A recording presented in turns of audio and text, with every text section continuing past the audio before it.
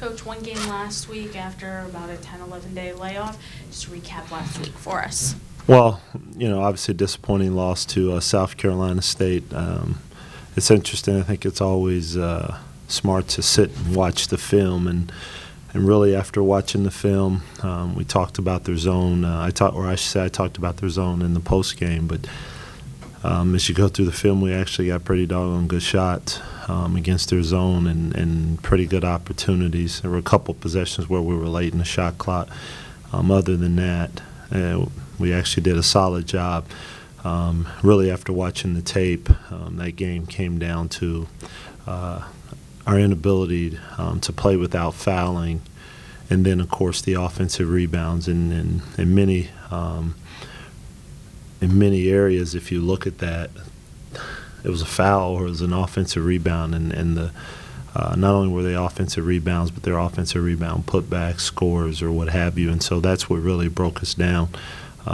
Obviously, those are two things where you just can't play and be successful in the game, and so that's what really affected us down the stretch. And then, of course, I thought our energy was certainly affected by it. And the game had a tough flow in the second half because of all the fouls, but I thought their energy picked up on the steal and the dunk, and that really increased their energy, and we weren't ever really able to get our energy there back to where it needed to be. And at the end of the day, you've got to have the energy. You've got to have the life, and whether it comes from making a big play, whether it comes from your home fans or wherever, you've got to be able to create that and that sense of purpose and passion, to get yourself going. And I didn't think we did that, particularly in the last 10 minutes of the game. Giovanni McKnight has been relatively consistent in his scoring, but had a breakout night against South Carolina State, 24 points. 4 rebounds, 3 assists. Talk about his performance. Well, I told G that I thought it was his best offensive game overall, and here's why. Not that he scored 24 points, but even early in the game, G was really doing a good job of finding teammates because he draws so much attention when he drives the basketball. And by doing that, he makes himself a much better player because now teams have to make a decision. So at times, there may be times in games to where it gets going early and maybe you're not getting as many points or you're not shots, but what happens is you're getting your teammates involved, and now defenses are having to fan out. And what that then creates for you as the game goes on, it creates more driving opportunities, more easy opportunities one-on-one. And so, it creates a tough matchup. When you look at him and he's doing those things, teams can't just key on one thing. They can't just say, oh, he's going to drive, he's not going to pass, he's not going to look. But he was doing all those things on the offensive end and really was unselfish throughout the night. And there were some other opportunities he probably could have shot the ball, and he didn't. Kind of a whole new season ahead, opening Mid-American Conference play this week at Bowling Green on Wednesday, and then back home on Saturday against Toledo. Preview the week ahead for us. Well, I think Bowling Green are either 9-4, 10-4. I've sort of lost track of it, but they've got a good team. They've got a team that returns experience from having had a successful season last year. Zach Denny and Spencer Parker lead that team, I should say. Both of those kids are kids that have come back from the previous team. They know how to play. They know what to expect.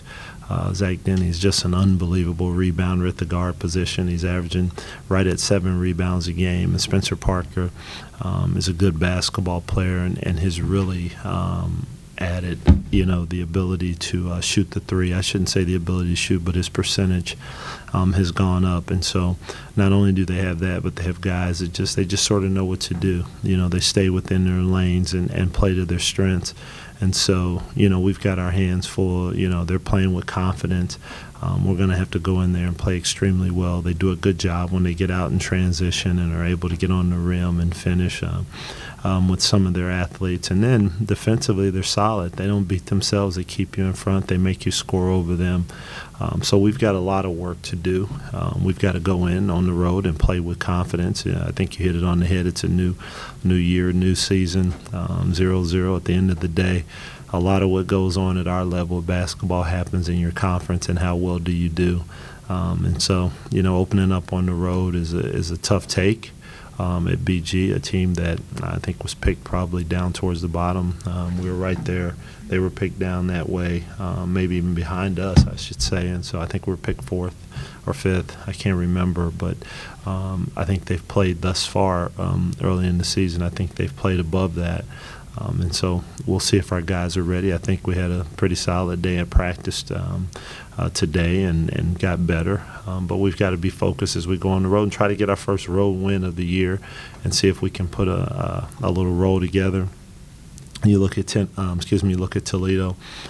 Toledo is a team that, they've really had some success here the past couple of years, lost quite a few players, but still Return Booth, who just, he's a preeminent big man in our conference, who has the ability also to shoot the basketball. I still remember the shot he took my first year as a freshman. I think it may have been his first 3 made, and they win when we're there at their place, and he knocks it down. So a good team. Todd has done a really good job there, and they've started off, and obviously they always play a nice, solid, challenging schedule, so they'll be ready.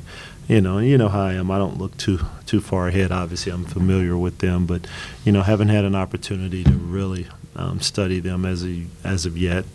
Really focused on Bowling Green and getting our troops ready and our kids, I should say, ready to go on the road and to be successful. But 2 games that we open up here in the conference, 2 tough teams. But I think that's going to be said throughout the season. If you look in the MAC, is that I look around at the different scores.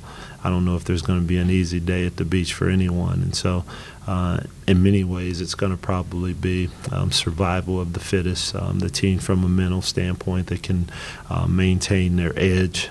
Teams that from a physical standpoint can fight through being bumps and bruises and everything else, and really find ways to win games. For the first 6 MAC games are on the road, but we finish up with 4 of our 6 at home. How do you feel about kind of the difference in that schedule with being road heavy on the front end? Thanks, Ange. Well, first of all, I'll be honest. I hadn't even realized that.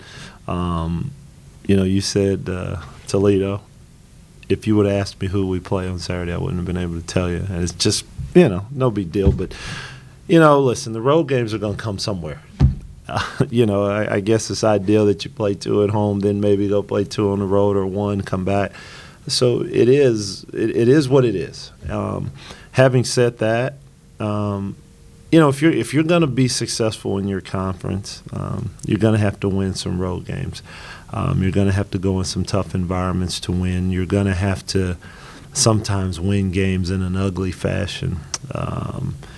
And you know what? Sometimes you have to go in on the road and maybe you get lucky and, you're able to get a tip in at the buzzer or whatever it may be.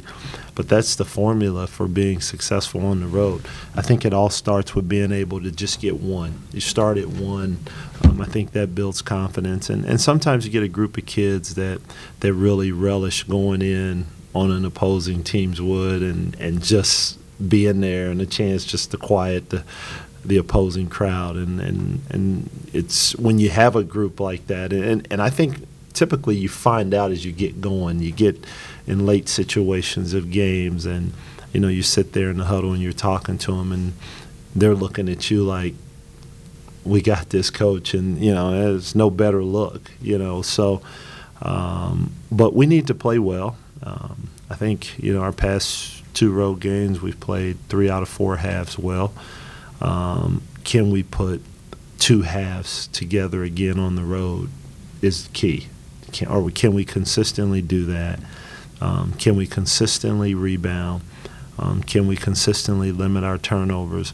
And then the next question is can we get to a point where we're knocking down shots? Because we've had terrific looks. I looked at our shots the other night, from the other night on film, and some of the looks that we've had, and they're open looks, and we've just got to be able to man up and knock those down and play with confidence, and it's amazing what that does when you start making open shots. I would have a problem if I looked at our shots and we were taking a ton of bad shots, and certainly there's a couple here or there, but for the most part, you look at some of the shots we're missing, and I mean, I don't know. You just continue to shoot the ball.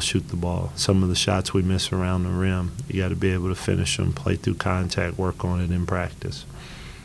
Thank you, Coach, and good luck this week. Thanks, Ange. Appreciate it.